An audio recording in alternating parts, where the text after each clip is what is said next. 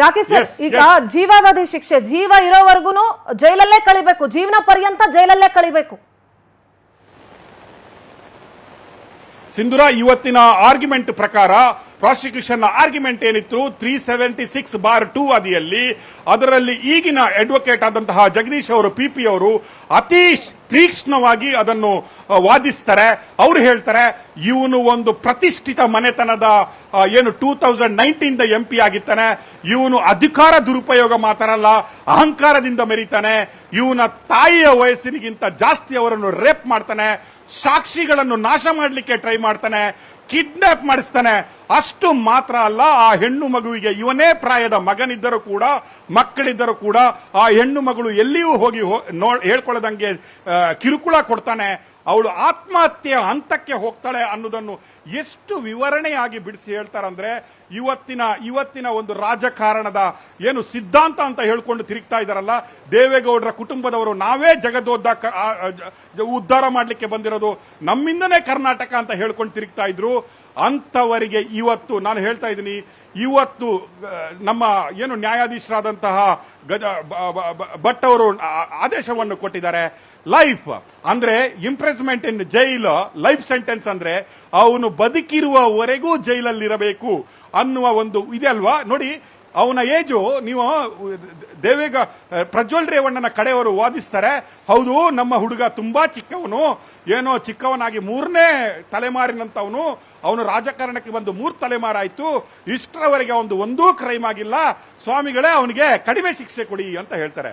ನೀವು ನೋಡಿ ಪ್ರಾಸಿಕ್ಯೂಷನ್ ಅವ್ರು ಏನ್ ಹೇಳ್ತಾರೆ ನೋಡಿ, ಸ್ವಾಮಿ ಇದು ಒಂದಲ್ಲ, ಇವನು ವಿಕೃತ ಕಾಮಿ, ಇವನು ಕಾಮಿ ಮಾತ್ರ ಅಲ್ಲ, ಇವನು ಖಾಲಿ ಅತ್ಯಾಚಾರಿ ಮಾತ್ರ ಅಲ್ಲ, ಇವನು ವಿಕೃತ ಕಾಮಿ, ಇವನ ಮನಸ್ಸೇ ಸರಿ ಇಲ್ಲ, ಮಾಡಿದಂತಹ ಅತ್ಯಾಚಾರಗಳನ್ನು ರೆಕಾರ್ಡ್ ಮಾಡ್ಕೋತಾನೆ, ಅದನ್ನು ಬೀದಿಯಲ್ಲಿ ಹಂಚಿದ್ದಾನೆ.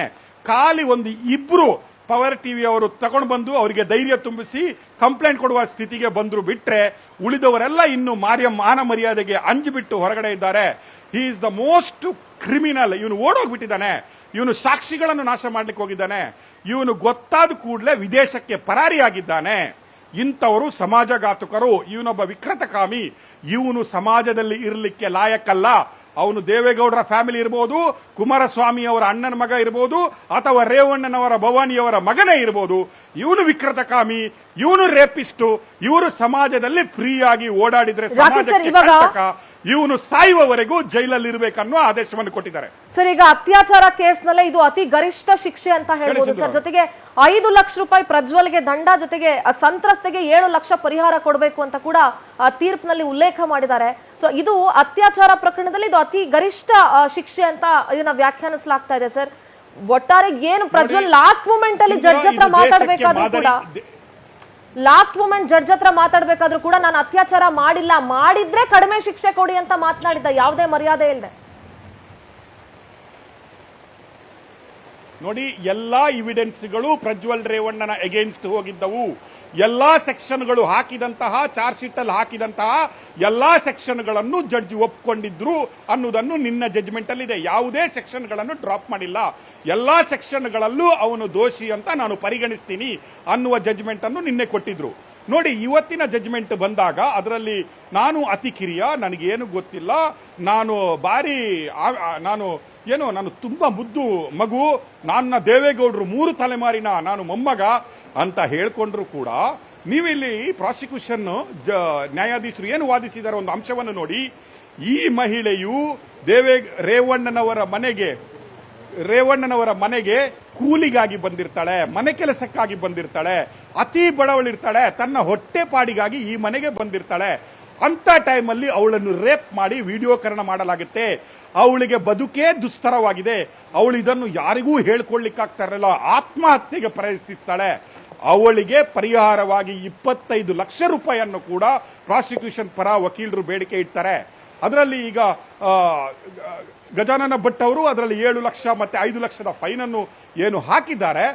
ಇದು ದೇಶದಲ್ಲಿ ಕಂಡು ಕೇಳರಿಯದಂತಹ ಒಂದು ಮಾಧ್ಯಮಕ್ಕೆ ಸಿಕ್ಕ ಜಯ ಮಾತ್ರ ಅಲ್ಲ, ಇಡೀ ದೇಶದ ನಾರಿಯರು, ಮಹಿಳೆಯರು, ಮಕ್ಕಳು ಎಲ್ಲರೂ ಸಂಭ್ರಮಿಸುವಂತಹ ನ್ಯಾಯಾಲಯದ ಮೇಲೆ, ಅದು ಪ್ರಧಾನಮಂತ್ರಿ ಆದರೇನು, ಮಾಜಿ ಪ್ರಧಾನಮಂತ್ರಿ ಅವನು ಎಷ್ಟು ರಾಜಕಾರಣದ ಕುಳ ಆದ್ರೇನು, ನ್ಯಾಯಾಂಗದ ಎದುರು ಅವನು ದೋಷಿಯಾದ್ರೆ, ಅವನು ರೇಪಿಸ್ಟೇ, ಅವನು ಮರ್ಡರ್ ಮಾಡಿದ್ರೆ, ಅವನು ಒಬ್ಬ ಕಿಲ್ಲರೆ, ಅವನಿಗೆ ಸಿಗ್ಬೇಕಂತ ಗರಿಷ್ಠ ಪ್ರಮಾಣದ ಇದು ನೋಡಿ, ನೀವು ಇಂಡಿಯಾದಲ್ಲಿ ಯಾವ ಮಾಧ್ಯಮನೂ ಮಾಡದ ರಿಪೋರ್ಟಿಂಗ್ ಅನ್ನು ಪವರ್ ಟಿವಿ ನಾವು ಮಾಡ್ತೇವೆ.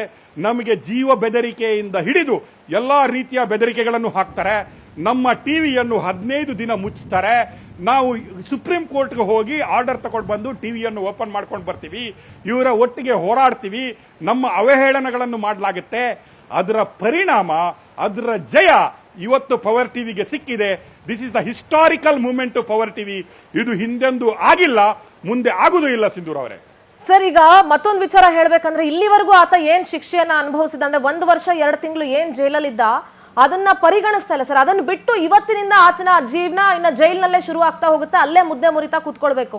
ನೀವು ಸಾಕಷ್ಟು ಜನ ಸಂತ್ರಸ್ತರ ಬಗ್ಗೆ ಹೇಳ್ತಾ ಇದ್ರಿ. ಎಷ್ಟೋ ಜನ ನಿನ್ನೆ ಅವರ ಸ್ಪೆಷಲ್ ಪಬ್ಲಿಕ್ ಪ್ರಾಸಿಕ್ಯೂಟರ್ ಕೂಡ ಮಾತಾಡ್ತಾ ಹೇಳ್ತಾ ಇದ್ರು, ಒಂದ್ ಇಬ್ರು ಮಾತ್ರ ಹೊರಗಡೆ ಬಂದು ದೂರು ಕೊಟ್ರು, 40ಕ್ಕೂ ಹೆಚ್ಚು ಮಂದಿ ಸಂತ್ರಸ್ತಿದ್ದಾರೆ, ಅವ್ರು ಯಾರು ಕೂಡ ಮುಂದೆ ಬರಲಿಲ್ಲ ಅಂತ ಹೇಳಿ. ಇದೆಲ್ಲ ನಡೆಯುವಾಗ ಎಲ್ಲೋ ಒಂದ್ ಕಡೆ ಅವ್ರ ಫ್ಯಾಮಿಲಿ ಸುಮ್ಮನೆ ಕೂರಲ್ಲ ಅನ್ಸುತ್ತೆ ಸರ್. ಮುಂದಿನ ಕಾನೂನು ಹೋರಾಟ ಕೂಡ ಮುಂದಾಗ್ತಿರ್ತಾರೆ. ಹೈಕೋರ್ಟ್ಗೆ ಹೋಗೋದಕ್ಕೆ ಮುಂದಾಗ್ತಾರೆ. ಸುಪ್ರೀಂ ಕೋರ್ಟ್ ನ ಆಪ್ಷನ್ ಇದೆ ಸರ್. ಮುಂದಿನ ಕಾನೂನು ಹೋರಾಟದ ಬಗ್ಗೆ ಮಾತನಾಡೋದಾದ್ರೆ ಸರ್, ಅಲ್ಲ, ಪ್ರಜಾಪ್ರಭುತ್ವದಲ್ಲಿ ಎಲ್ಲರಿಗೂ ಹೈಕೋರ್ಟ್ಗೆ, ಸುಪ್ರೀಂ ಕೋರ್ಟ್ಗೆ ಹೋಗುವ ಹಕ್ಕು ಇದೆ. ಅದು ದೇವೇಗೌಡರ ಫ್ಯಾಮಿಲಿಗಿದೆ, ಅಥವಾ ಅತಿ ಕಾಮನ್ ಪರ್ಸನ್, ಸಾಮಾನ್ಯ ಪ್ರಜೆಗೂ ಅದು ಇದೆ. ಆ ಕಾನೂನು ಪ್ರಕ್ರಿಯೆಗಳು ಮುಂದುವರಿತವೆ.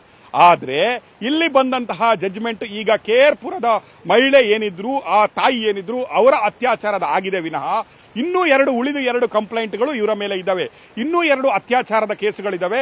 ಆ ಒಂದು ಅತ್ಯಾಚಾರ, ಮನೆ ಕೆಲಸದವಳು ಮತ್ತೆ ಮಗಳ ಅತ್ಯಾಚಾರದ ಕೇಸಲ್ಲಿ ಲಾಸ್ಟ್ 25ಕ್ಕೆ ಆ ಬೈಲ್ ಅನ್ನು ಅವರು ರಿಜೆಕ್ಟ್ ಮಾಡಿದ್ದಾರೆ. ಹೌದು, ಈಗ ಜೀವನ ಪೂರ್ತಿ ಜೈಲಲ್ಲಿ ಕಳೆಯಬೇಕಾದ ಪ್ರಜ್ವಲ್ ರೇವಣ್ಣ ಈ ಸೆಂಟೆನ್ಸ್ ಅನ್ನು ಹೈಕೋರ್ಟ್ಗೆ ಅಪೀಲ್ ಮುಖಾಂತರ ಹೋಗ್ಬಿಟ್ಟು ಸಸ್ಪೆನ್ಷನ್ ಅಲ್ಲಿ ಆರ್ಡರ್ ಅನ್ನು ಇಡಿ ಅಂತ ಕೇಳಬಹುದು, ಬೈಲ್ ಅನ್ನು ಕೇಳಬಹುದು.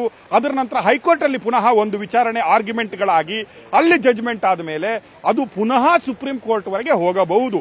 ನೀವು ಈಗ ಇಂಥದ್ದೇ ಕೆಲವು ಕೇಸುಗಳನ್ನು ಶುಭಾ ಕೇಸಲ್ಲಿ ನೋಡಿದ್ರಿ. ಅವಳಿಗೂ ಇದೇ ರೀತಿಯ ಶಿಕ್ಷೆ ಆಗಿತ್ತು. ಅವಳು ಇದೇ ರೀತಿಯ ಅಪೀಲ್ಗೆ ಹೋಗಿದ್ಲು. ಅವಳು ಬೈಲ್ ತಗೊಂಡು ವಾಪಸ್ ಬಂದಿದ್ಲು. 20 ವರ್ಷದ ನಂತರ ಪುನಃ ಅವಳಿಗೆ ಶಿಕ್ಷೆ ಕಾಯಮಾಗಿದೆ. ಲಾಸ್ಟ್ ಪ್ರಯತ್ನವಾಗಿ ರಾಜ್ಯಪಾಲರಿಗೆ ಮತ್ತೆ ರಾಷ್ಟ್ರಪತಿಯವರಿಗೆ ಹೋಗುವಂತಹ ಚಾನ್ಸು ಪ್ರತಿಯೊಬ್ಬನಿಗಿದೆ ಪ್ರಜಾಪ್ರಭುತ್ವದಲ್ಲಿ. ಅದನ್ನು ಎಕ್ಸೈಸ್ ಮಾಡೋದಲ್ಲಿ ಏನು ರೇವಣ್ಣ ಫ್ಯಾಮಿಲಿ ಆಗಲಿ, ಪ್ರಜ್ವಲ್ ರೇವಣ್ಣ ಆಗಲಿ, ದೇವೇಗೌಡರ ಫ್ಯಾಮಿಲಿಯಲ್ಲಿ ಹಿಂದೆ ಉಳಿಯಲ್ಲ. ಆ ಎಕ್ಸರ್ಸೈಸ್ ಅನ್ನು ಮಾಡೇ ಮಾಡ್ತಾರೆ. ಆದರೆ ಈಗಿನ ಜಜ್ಮೆಂಟ್ ಏನಿದೆ ಅಲ್ಲ, ಇಲ್ಲಿ ಯಾವ ಎವಿಡೆನ್ಸ್ಗಳು ಪ್ರಾಸಿಕ್ಯೂಷನ್ ಅವರು ಚಾರ್ಜ್ ಶೀಟ್ ಅಲ್ಲಿ ಹಾಕಿದ್ದು ಫೇಲ್ ಆಗಿಲ್ಲ. ಯಾರೂ ಹಾಸ್ಟೆಲ್ ಆಗಿಲ್ಲ. ಸ್ವತಃ ರೇಪ್ ಆದ ಮಹಿಳೆನೇ ಬಂದು ನಿಮ್ಗೆ ಪ್ರಾಸಿಕ್ಯೂಷನ್ ಏನು ವಕೀಲರು ಹೇಳ್ತಾರೆ, ಕಣ್ಣೀರಿಡ್ತಾ ಅವರು ಜಡ್ಜಿ ಮುಂದೆ ಹೇಳಿದ್ರು. ಕಣ್ಣೀರಿಡ್ತಾ ಅವಳು 164 ಸ್ಟೇಟ್ಮೆಂಟ್ ಮಾಡಿದ್ಲು. ಹೌದು, ನಾನು ನಿನ್ನ ತಾಯಿ ತರ, ನನ್ನನ್ನು ಬಿಟ್ಟು ಬಿಡು, ನನ್ನನ್ನು ರೇಪ್ ಮಾಡ ಅಂತ ಹೇಳಿದ ಮೇಲೂ ಅವನು ನನ್ನನ್ನು ರೇಪ್ ಮಾಡ್ದ. ಅದನ್ನು ವಿಡಿಯೋ ರೆಕಾರ್ಡ್ ಮಾಡ್ಕೊಂಡ. ನನ್ನ ಜೀವನ ದುಸ್ತರವಾಗ್ಬಿಟ್ಟಿತ್ತು. ನನಗೆ ಅವನ ಏಜಿನ ಮಕ್ಕಳಿದ್ರು, ಹೆಣ್ಣು ಮಕ್ಕಳಿದ್ರು, ಅಳಿಯಂದ್ರಿದ್ರು. ಅವ್ರ ಎದುರುಗಡೆ ನಾನು ಮುಖ ತೋರಿಸುವ ರೀತಿಯಲ್ಲಿರಲಿಲ್ಲ. ಎಷ್ಟೋ ಸಲ ನಾನು ಸೂಸೈಡ್ ಮಾಡ್ಕೊಳ್ಳುವಂತ ಪ್ರಯತ್ನ ಮಾಡಿದ್ದೆ. ಆದರೂ ಕೂಡ ಏನು ಮಕ್ಕಳಿದ್ದಾರೆ, ಮಕ್ಕಳ ಮುಖ ನೋಡಿಕೊಂಡು ಒಳಗಡೆ ಕೊರಗ್ತಾ ಇದ್ದೆ. ಈಗ ಉಳಿದವರು ಬಂದ ನಂತರ ನನಗೆ ಹೊರಗಡೆ ಬಂದು ಹೇಳುವಷ್ಟು ಧೈರ್ಯ ಬಂದಿತ್ತು. ಇದರಲ್ಲಿ SIT ಟೀಮ್ ಏನು ಮಹಿಳಾ ವರ್ಗ ಇತ್ತು, ಮತ್ತೆ ಉಳಿದ BK ಸಿಂಗ್ ನೇತೃತ್ವದ SIT ಟೀಮ್ ಏನಿತ್ತು, ಅವರವರಿಗೆ ಧೈರ್ಯ ತುಂಬಿಸ್ತಾರೆ, ಅವರನ್ನು ನೋಡ್ಕೊಳ್ತಾರೆ. ನ್ಯಾಯಾಧೀಶರು PP ಅವರು ಕೂಡ ಒಂದು ರೀತಿಯ ಹೋರಾಟವನ್ನೇ ಮಾಡ್ತಾರೆ. ಅದರ ಎಲ್ಲದರ ಫಲ ಇವತ್ತು ಪ್ರಜ್ವಲ್ ರೇವಣ್ಣನವರಿಗೆ ಜೀವಾವಧಿ ಶಿಕ್ಷೆ ಆಗಿದೆ. ಅದಕ್ಕಿಂತ ಮುಂಚೂಣಿಯಾಗಿ ನಿಂತ ಪವರ್ ಟಿವಿ, ನಮ್ಮ ಟಿವಿ ಇದೆಲ್ಲ, ಏಪ್ರಿಲ್ 25ರಂದು ಚುನಾವಣಾ ಹೊಸ್ತಿಲಲ್ಲಿರುವಂತಹ, ನಾವು ಇಡೀ ದೇಶದ ಚುನಾವಣೆಯನ್ನು ಎದುರಿಸುವ ಟೈಮಲ್ಲಿ, ಇಡೀ ಪೆನ್ ಡ್ರೈವ್ಗಳು ರೋಡಲ್ಲಿ ಬಿಕ್ರಿ ಆಗುವ ಟೈಮಲ್ಲಿ, ಇಡೀ ದೇಶದವರು ಅದನ್ನು ಮುಟ್ಟದೇ ಇದ್ದಾಗ, ದೇವೇಗೌಡರ ಫ್ಯಾಮಿಲಿಯನ್ನು ಎದುರಾಕೊಳ್ಳುವ ಶಕ್ತಿ ಯಾರಿಗೂ ಇಲ್ಲ ಅಂತ ಹೇಳಿದಾಗ, ಒಂದು ರೀಜನಲ್ ಚಾನೆಲ್ ಆಗಿ ಈಗಾಗಲೇ ಹುಟ್ಟಾಗಿ 5 ವರ್ಷ 6 ವರ್ಷ ನಡೀತಾ ಇದ್ದ ಒಂದು ಚಾನೆಲ್ ಆ ಇಶ್ಯೂಸ್ ಅನ್ನು ತಗೊಳ್ಕೊಳ್ಳುತ್ತೆ. ನಾವು ಎದೆಗಾರಿಕೆಯಿಂದ, ಧೈರ್ಯದಿಂದ, ಸತ್ಯದೊಟ್ಟಿಗೆ ನಿಂತ್ಕೋತೀವಿ. ನಿಮ್ಮ ಶಕ್ತಿ ಅಂತ ಜನರಿಗೆ ಹೇಳ್ತಾ ಇರ್ತೀವಿ. ಅದೇ ರೀತಿ ಈ ಇಶ್ಯೂ ಅನ್ನು ತಗೊಳ್ತೀವಿ. ನಮಗೆ ಎಲ್ಲಾ ರೀತಿಯ ಏನು ಅಡೆತಡೆಗಳು, ಅದರ ಮತ್ತೆ ನಮಗೆ ಜೀವ ಬೆದರಿಕೆಗಳು, ನಮ್ಮ ಆಫೀಸ್ಗೆ ಪೆಟ್ರೋಲ್ ಬಾಂಬ್ ಹಾಕುವ ರೀತಿಯಲ್ಲಿ ಎಲ್ಲ ಮಾಡಿದ್ರು.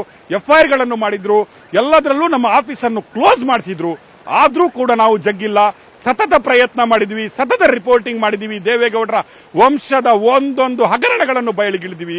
ಈ ಜಯ ನಮ್ಮ ಪವರ್ ಟಿವಿಯ ಫ್ಯಾಮಿಲಿ ಅವರಿಗೆ ಸಿಕ್ಕತಕ್ಕದ್ದು. ಅದು ಮಾತ್ರ ಅಲ್ಲ, ಇದು ಒಂದು ಹಿಸ್ಟ್ರಿ ಅಂತ ನಾನು ನಿಮ್ಗೆ ಹೇಳಿದೆ. ಈ ಹಿಸ್ಟ್ರಿ ಹಿಂದೆನೂ ಆಗಿಲ್ಲ, ಮುಂದೇನೂ ರಿಪೀಟ್ ಆಗಲ್ಲ ಅಂತ ಹೇಳ್ತೀನಿ. ಎಸ್ ಸರ್, ನೀವು ದೇವೇಗೌಡರ ಕುಟುಂಬ, ಕುಮಾರಸ್ವಾಮಿ ಅವರ ಪವರ್ ಇದೆ, ಎಲ್ಲದ್ರ ಬಗ್ಗೆ ಮಾತನಾಡ್ತಾ ಇದ್ವಿ. ಅಂದ್ರೆ ಇದು ಆನೆ ಹಳ್ಳಕ್ ಬಿದ್ರೆ ಆಳ್ಗೊಂದ್ ಏಟು ಅನ್ನುವಂತ ಮಾತು ಖಂಡಿತವಾಗ್ಲೂ ಅಲ್ಲ ಸರ್. ಆದ್ರೆ ಇವ್ರ ಕುಟುಂಬ ಎಲ್ರಿಗೂ ಕೊಟ್ಟಂತ ಹಿಂಸೆ, ಯಾರೇ ಡಿಸ್ಟ್ರಿಕ್ಟ್ DC ಹೋದ್ರು ಕೂಡ ಅವ್ರಿಗೆ ಕೊಡ್ತಾ ಇದ್ದಂತ ಹಿಂಸೆ, ಎಲ್ಲರನ್ನೂ ಸಿಂಗ್ಯುಲರ್ ಆಗಿ ಮಾತಾಡಿಸ್ತಾ ಇದ್ರು, ಎಲ್ರಿಗೂ ಕೆಟ್ಟ ಕೊಳಕ ಭಾಷೆಗಳಲ್ಲಿ ಬಳಸ್ತಾ ಇದ್ರು. ಆಮೇಲೆ ಇವರು ಒಂದು ಮಾಧ್ಯಮವನ್ನ ನಾವೇನ್ ಸಂವಿಧಾನ 4ನೇ ಅಂಗ ಅಂತ ನಾವ್ ಏನ್ ಹೇಳ್ತೀವಿ, ಅದ ಮಾಧ್ಯಮವನ್ನೇ ಮುಚ್ಚಕ್ಕೆ ಪ್ರಯತ್ನ ಪಟ್ಟಂತವ್ರು ಇವರು. ಇವತ್ತು ತಮ್ಮ ಮನೆಯ ಕುಡಿ, ತಮ್ಮ ವಂಶದ ಕುಡಿ ಮಾಡಿರುವಂತಹ ಅನಾಚಾರಕ್ಕೆ ಇವತ್ತು ನ್ಯಾಯಾಂಗ ಕೊಟ್ಟಿರುವಂತಹ ಶಿಕ್ಷೆ ಬಗ್ಗೆ ಇವತ್ತು ಯಾರಿಗೂ ಅವ್ರಿಗೆ ತುಟಿ ಬಿಚ್ಚುವಂತ ಅರ್ಹತೆನೂ ಇಲ್ವಾ ಅಂತ. ಸಿಂಧೂರ ಅವರೇ, ದೇವೇಗೌಡರು ಒಂದು ಮನುಷ್ಯತ್ವವನ್ನಾದ್ರೂ ಇಟ್ಕೊಂಡಿದ್ರೆ, ದೇವೇಗೌಡರ ಫ್ಯಾಮಿಲಿಗೆ ಏನಾದ್ರೂ ಸ್ವಲ್ಪನೂ ನಾಚಿಗೆ ಮಾನ ಮರ್ಯಾದೆ ಇದ್ದಿದ್ರೆ, ಇಡೀ ಸಿಡಿಗಳು, ಇಡೀ DVDಗಳು, ಇಡೀ ಪೆನ್ ಡ್ರೈವ್ಗಳು ಹೊಳೆನರಸೀಪುರ ಹಾಸನದಲ್ಲಿ ರೋಡ್ಗಳಲ್ಲಿ ಬಿಕ್ರಿ ಆಗ್ತಾ ಇದ್ದಾಗ ಅಟ್ಲೀಸ್ಟ್ ತನ್ನ ಮನೆಯ ಮಗ ಒಂದು ತಪ್ಪು ಮಾಡಿದ್ದಾನೆ, ನಿಮ್ಮ ಕ್ಷಮೆ ಕೇಳ್ತೀವಿ ಅಂತಾದ್ರೂ ಹೇಳಿದ್ರೆ ಈ ಭಾರತ ದೇಶದ ಜನತೆ ಅವರನ್ನು ಕ್ಷಮಿಸ್ತಾ ಇತ್ತು. ನಾನು ಹೇಳ್ತಾ ಇದ್ದೀನಿ, ಅಟ್ಲೀಸ್ಟ್ ಓ ಅಪ್ಪ ಏನೋ ಒಂದು ಮಗುವಿನಿಂದ ತಪ್ಪಾಗಿದೆ, ಇವ್ರು ಏನೋ ದೇವೇಗೌಡರು ಕಣ್ಣೀರ್ಕೊಂಡು ರಾಜಕೀಯ ಮಾಡಿದಂತಹ ಈ ದೇವೇಗೌಡರ ಫ್ಯಾಮಿಲಿ, ಇಡೀ ಜಗತ್ತಿನ ಮಕ್ಕಳನ್ನು ಕಣ್ಣೀರಾಕಿಸಿದಂತಹ ದೇವೇಗೌಡರು ಮತ್ತೆ ಅವರ ಮಕ್ಕಳು, ಇಡೀ ಹಗರಣಗಳನ್ನು ಮಾಡಿ ಸಾವಿರಾರು ಕೋಟಿಯ ಆಸ್ತಿಗಳನ್ನು ಮಾಡಿ ಮೆರೆದಂತಹ ದೇವೇಗೌಡರ ಫ್ಯಾಮಿಲಿ ಇವತ್ತು ಇಡೀ ದೇಶಕ್ಕೆ ಮುಖವನ್ನು ತೋರಿಸಿದ ರೀತಿಯಲ್ಲಿ ಕೆಳಗಡೆ ಬಿದ್ದಿದೆ. ನಾನು ಹೇಳ್ತಾ ಇದ್ದೀನಿ, ಅವರು ಯಾವ ರೀತಿಯಾಗಿ ಈಗ ದೇವೇಗೌಡರು ರಾಜಕೀಯವಾಗಿ ಎಲ್ಲ ಅವ್ರು ಹೇಳ್ತಾರೆ, ನಾನು 100 ವರ್ಷ ಆದ್ರೂ ಇನ್ನು ರಾಜಕೀಯ ಮಾಡ್ತೀನಿ, ನಾನು ನಡ್ಕೊಂಡಲ್ಲ ವೀಲ್ ಚೇರ್ ಅಲ್ಲಿ ಹೋಗಿ ಆದ್ರೂ ರಾಜಕೀಯ ಮಾಡ್ತೀನಿ ಅಂತ ಹೇಳಿದ್ದಾರೆ. ಈಗ ರಾಜ್ಯಸಭಾ ಮೆಂಬರ್ ಆದಂತಹ ದೇವೇಗೌಡರು ತನ್ನ ಮಗ ಅಲ್ಲಿ ಮಿನಿಸ್ಟರ್ ಆಗಿದ್ದಾನೆ ಮೋದಿಯವರ ಮಂತ್ರಿಮಂಡಲದಲ್ಲಿ. ಇವರು ಯಾರು ದೇಶದ ಜನತೆಗೆ ಮುಖ ತೋರಿಸಲು ಲಾಯಕ್ಕಿಲ್ಲ, ನಂಬರ್ 1. ನಂಬರ್ 2, ಎಷ್ಟೋ ಹೆಣ್ಣು ಮಕ್ಕಳ ಕಣ್ಣೀರು ಹೊರಗಡೆ ಬರದೆ, ರೇಪ್ ಆಗ್ಬಿಟ್ಟು ಹೊರಗಡೆ ಬರದೆ, ಅತ್ಯಾಚಾರಕ್ಕೊಳಗಾಗಿ ಹೊರಗಡೆ ಬರ್ಲಿಕ್ಕಾಗದೆ ಇನ್ನೂ ಕೂಡ ಅಳ್ತಾ ಒಳಗಡೆ ಇರುವ ಕಣ್ಣೀರಿದೆ ಅಲ್ಲ, ದೇವೇಗೌಡರ ಮನೆಯನ್ನು ಸರ್ವನಾಶ ಮಾಡ್ತಾ ಇದೆ ಅಂತ ಹೇಳಲಿಕ್ಕೆ ಇಷ್ಟಪಡ್ತೀನಿ ಸಿಂಧೂರ್ ಅವರೇ. Okay, thank you sir, thank you ನಿಮ್ಮೆಲ್ಲ ಡೀಟೇಲ್ಸ್ಗಾಗಿ. Thank you for joining on live. Yes, rapist Prajwal ರೇವಣ್ಣಗೆ ಜೀವಾವಧಿ ಶಿಕ್ಷೆಯನ್ನ ಜನಪ್ರತಿನಿಧಿಗಳ ವಿಶೇಷ ನ್ಯಾಯಾಲಯ ನ್ಯಾಯಮೂರ್ತಿಗಳು ಸಂತೋಷ್ ಗಜಾನನ ಭಟ್ ಅವರು ವಿಧಿಸಿದ್ರು.